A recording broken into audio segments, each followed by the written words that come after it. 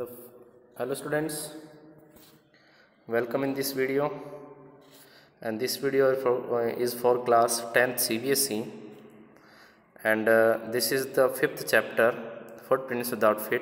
So we continue this chapter. Okay, the feeling among the neighbors was that the trouble was caused by witchcraft. पड़ोसियों के बीच में इस प्रकार की बातें बनने लगी कि शायद ये जितना भी खतरा पैदा हुआ है उन चुड़ैलों के कारण हुआ है, यानी कि भूत प्रेतों के कारण हुआ है. But witchcraft or not, किंतु ये भूत प्रेत है या नहीं. When news of the burglary at the clergy's man home became known, किंतु जब ये समाचार आया कि पादरी के घर से चोरी हो गई है तो इसके बारे में पता लगा.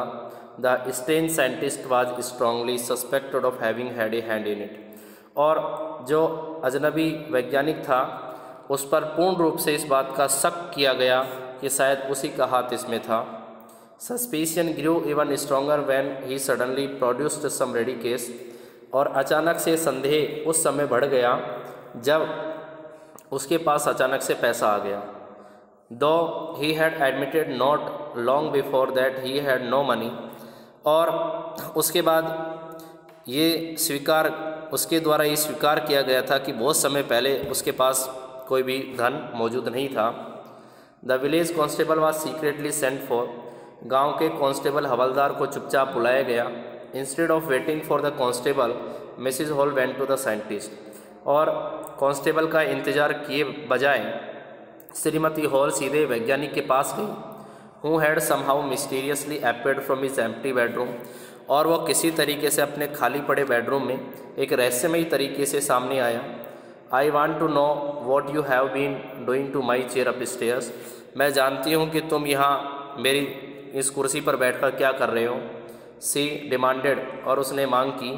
And I want to know how it is you come out of an empty room and how you entered a locked room, और हाँ, मैं जानना चाहती हूँ कि तुम इस खाली पड़े कमरे में कैसे आई और किस प्रकार से तुमने इस लॉक वाले कमरे में प्रवेश किया. The scientist was always quick tempered, जो वैज्ञानिक था वो थोड़ा सा गुस्सा हो गया. नाउ ही बिकेम फ्यूरियस, और उसे क्रोध आ गया. यू डोंट अंडरस्टैंड हूँ और वाट आई एम, तुम इस बात को नहीं समझते कि मैं कौन हूँ और मैं क्या हूँ. ही साउटेड, वह चिल्लाया. Very well I will show you, बहुत अच्छे, अब मैं तुम्हें दिखाता हूँ. Suddenly he threw off bandages, whiskers, spectacles, even nose. अचानक से उसने जो माथे पर पट्टियाँ बांधी हुई थी उसको निकाल दिया. विस्कर्स, जो गलमुच्छे लगाए हुए थे उनको निकाल दिया. स्पेक्टिकल्स, चश्मे को निकाल दिया. इवन नोज, और जो नकली नाक लगी हुई थी उसको भी निकाल दिया.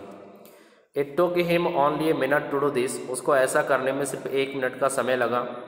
The horrified people in the bar found themselves staring at A headless man, और जो लोग, यानी कि जो भयभीत लोग थे, डरे हुए लोग थे जो बार में बैठे हुए थे, उन्होंने एक बिना सिर वाले आदमी को देखा, यानी कि उसकी तरफ निगाहें गाड़कर उसको देखा. मिस्टर जेफर्स द कांस्टेबल, यानी कि कांस्टेबल का नाम क्या था, एमसीक्यूज के अंदर पूछा जा सकता है. What is the name of the constable in the footprints without feet, तो so he is Mr Jeffers. Mr. Jeffers, the constable, now arrived and was quite surprised to find that he had to arrest a man without a head.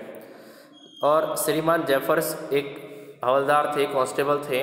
अब वो वहाँ पर पहुँचे और उन्होंने बिल्कुल आश्चर्य के साथ उसको देखा कि वह एक ऐसे आदमी को गिरफ्तार करने वाले थे जिसका कोई सिर नहीं था. But Jeffers was not easily prevented from doing his duty, किंतु जेफर जो था वह अपने कर्तव्य से पीछे हटने वाला व्यक्ति नहीं था. If a magistrate's warrant order a person's arrest, then that person had to be arrested with और विदाउट हिज हेड, और यदि मजिस्ट्रेट का वारंट या आदेश आया है कि एक ऐसे व्यक्ति को गिरफ्तार करें, ठीक है, कि जिस आदमी को, ऐसे आदमी को गिरफ्तार करना है जिसमें कि उसका सिर हो या नहीं हो. There followed a remarkable scene as the policeman tried to get hold of a man who was becoming more and more invisible as he threw off one garment after another. आप धीरे धीरे यानी जो फॉलोड रिमार्केबल सीन, यानी कि अब धीरे धीरे जो रिमार्केबल सीन बनता जा रहा था वो एक पुलिसमैन के लिए था। वो पुलिसमैन ऐसे आदमी को पकड़ रहा था जो धीरे धीरे करके गायब हो रहा था, क्योंकि वह एक एक करके अपने कपड़े उतार रहा था।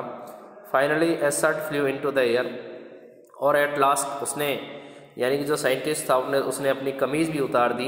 And the constable found himself struggling with someone he could not see at all. और अब उसने एक ऐसे आदमी यानी कि जो फाइनली जो शर्ट थी वो हवा में फेंक दी, और कांस्टेबल ने उस आदमी को पाया, ठीक है, कि वह एक ऐसे आदमी से संघर्ष कर रहा था जिसको वह देख नहीं सकता था। Some people tried to help him, कुछ लोगों ने उसकी सहायता करने की कोशिश भी की, but found themselves hit by blows that seemed to come from nowhere. किंतु जब वो उसको ढूंढने का आपस में प्रयास करने लगे थे तो इधर उधर से उनके ऊपर मुक्के पड़ने लगे, यानी कि घूंसे पड़ने लगे। In the end Jaffers was knocked unconscious as he made a last attempt to hold on the unseen scientist. और लास्ट में जेफर्स जो था वो was knocked unconscious and he made a last attempt to hold on the unseen scientist. तो ऐसा लग रहा है जैसे कि वो बेहोश होने वाला था, यानी कि उसने अपने आप में असहाय महसूस किया और उसने लास्ट कोशिश की ताकि वह उस ना दिखने वाले साइंटिस्ट को पकड़े। देर वर नर्वस, वो बहुत ज़्यादा नर्वस थे। Excited cries of hold him, और वहाँ पर कुछ एक्साइटेड चीखें निकल रही थी उसे पकड़ो। But this was easier said than done, किंतु करने की बजाय कहना बड़ा आसान था। Griffin had shaken himself free, Griffin ने अपने आप को उनसे आज़ाद कर लिया। And no one knew where to lay hands on him, अब कोई नहीं जानता था कि वो अगला हाथ किस पर मारने वाला था या वो कहाँ जाने वाला था। H G Wells. Okay students, and this is the 5th chapter